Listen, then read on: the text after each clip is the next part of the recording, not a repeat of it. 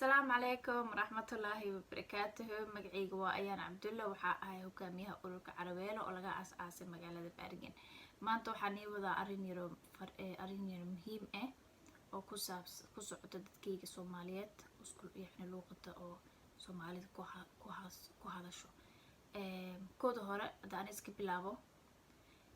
فرينتا وضع وحاوايا إن لكلا فوقادو أنا شخصي أهانتيدا يعني واكفوق هذا فاميلكي واكفوق هذا أصحابتي يعني واكفوق هذا ملك صدق كسكو إيمانيان أنت سناو كبقايا إن عذرك أصيبت أو عذرك لفافيو إذا كانوا حارجينا إنها ما أركينه أو ساسو كل فوقاتين ومتقطع عذرك وسوء فافين أو فكرتين متكلا وأوجه حنون إني تهاي وأوجه إني حنون تهاي إن asxaabtaadii iyo familkaadii sanadkii intaas arkin ama oo u tagi karin laakiin waxaa kaloo hubaa haddii la dadaalo oo dhinac kasta gacmaha la isqabsado cudurkan inuu dhaqso naga dhammaan doono oo nolosha sideeda hore ku laaban doonto insha Allah. marka waxaan rajeynaa qofkii message-kan ama akhbaartan soo gaartaa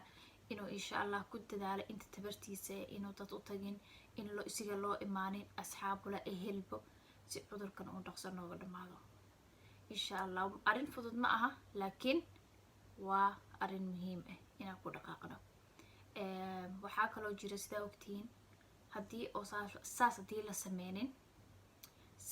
sameynin waxaa jiro isbitaaladii way buuxsamayaan bahalaha oo neefta dadka neefta la siinaa way yaryihiin wadankan saas uma badno saas daraateed waxaa jirto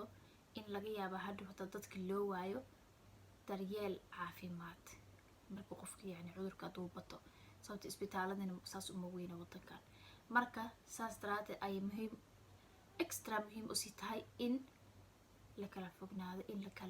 la kala yani laisku imaanin.